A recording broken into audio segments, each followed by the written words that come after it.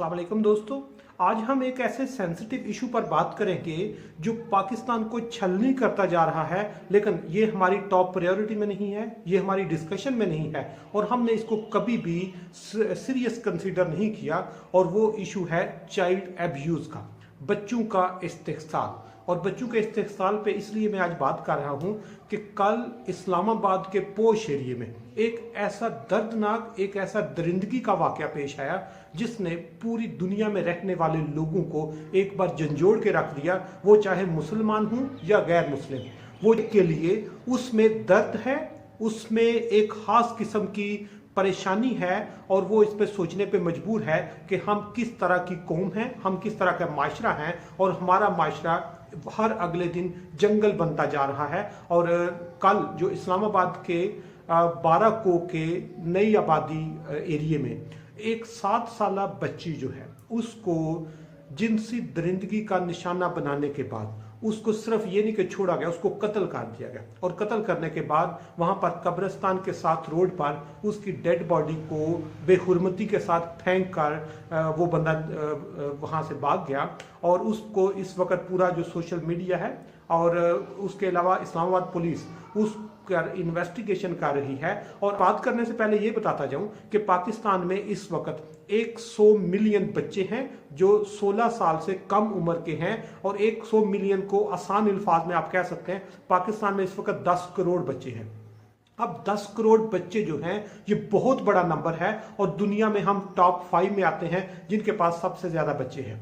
अब इसके साथ एक और उससे भी खतरनाक चीज ये है कि इतने बच्चे हैं लेकिन हमारे पास आज तक चाइल्ड प्रोटेक्शन पॉलिसी नहीं बन सकी। पाकिस्तान शायद दुनिया के चंद एक ममालिक में शामिल हो जिनके पास चाइल्ड प्रोटेक्शन पॉलिसी ही नहीं है। बच्चों को प्रोटेक्ट कैसे करना है, किस तरह हम ये जो फ्यूचर ऑफ पाकिस्तान है इसको किस तरह हम डिट्रैक होने के लिए जो इसमें अनासर मुलव्वस हैं उनको क्या सजा हो सकती है, बच्चों को कैसे प्रोटेक्ट करना है, जिसकी वजह से पाकिस्तान में बच्चों का जो एब्यूज है, जिसको चाइल्ड एब्यूज भी आप कह सकते हैं या बच्चों का इस्तेहसाल कह सकते हैं। और बच्चों का जो एब्यूज है वो डिफरेंट एस्पेक्ट होते हैं। सबसे पहले उनका फिजिकल एब्यूज होता है, दूसरे नंबर पर उनका सेक्सुअल एब्यूज होता है, तीसरे नंबर पर उनका साइकोलॉजिकल एब्यूज होता है और चौथे नंबर पर उनका इकोनॉमिकल एब्यूज होता है। और बच्चों का जब इस्तेहसाल होता है तो उसका अंदाजा आप यहां से लगा ले कि वो सोसाइटी को प्रेशराइज करता है। और इस वक्त पाकिस्तान में हर दिन कम से कम 12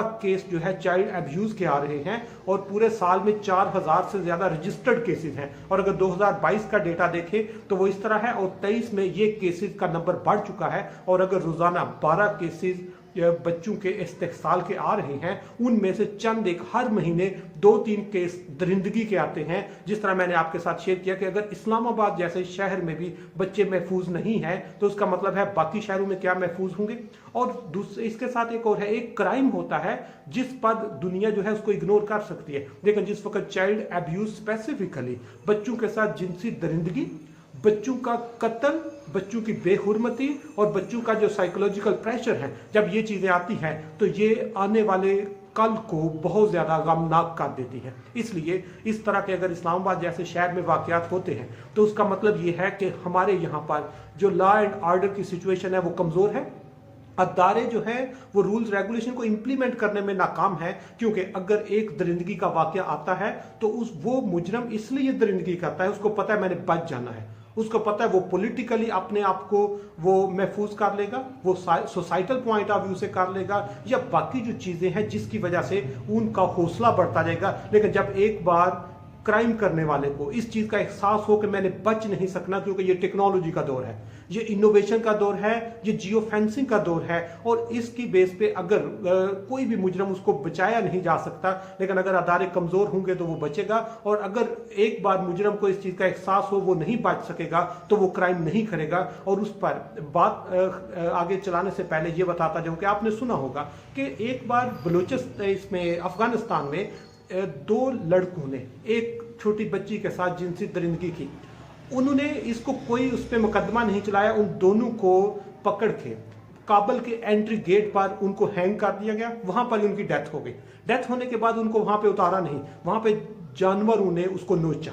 नोचने के बाद जब एक हफ्ते के बाद सिर्फ हड्डियां बची फिर उसको नीचे उतारा गया। लेकिन कहते हैं उसके बाद वहां पर जिनसी दरिंदगी का केस ही नहीं आया। लेकिन पाकिस्तान में हर अगले दिन कोई ना कोई इस तरह के केसेस आते रहते हैं, जिसमें जिस तरह मैंने बताया कि इसकी इंटेंसिटी का अंदाजा यहां पे लगाएं कि पाकिस्तान में हर दिन 12 बच्चे जिसमें चाइल्ड एब्यूज में आते हैं, और चाइल्ड एब्यूज में उसका कुछ 20 से 25% जिनसी दरिंदगी में भी वो उसका जो रेशो है वो आता है। और एक प्राइवेट ऑर्गेनाइजेशन है, उसने एक सर्वे किया है, उसके मुताबिक पाकिस्तान में 44% बच्चे जो हैं उन पर जो जिनसी अटैक किया गया, और इनमें 44% मेल ने कहा और 39% फीमेल ने कहा। मतलब पाकिस्तान में हर 2 में से एक बच्चा किसी न किसी तरह के हैरेसमेंट में इन्वॉल्व है। और उसका सबसे बड़ी वजह यह है कि पाकिस्तान में चाइल्ड प्रोटेक्शन पॉलिसी ही नहीं है। और जब हमारे पास 100 मिलियन बच्चा है, 10 करोड़ बच्चे हैं, तो उसके लिए हमें लोगों में अवेयरनेस देने की जरूरत है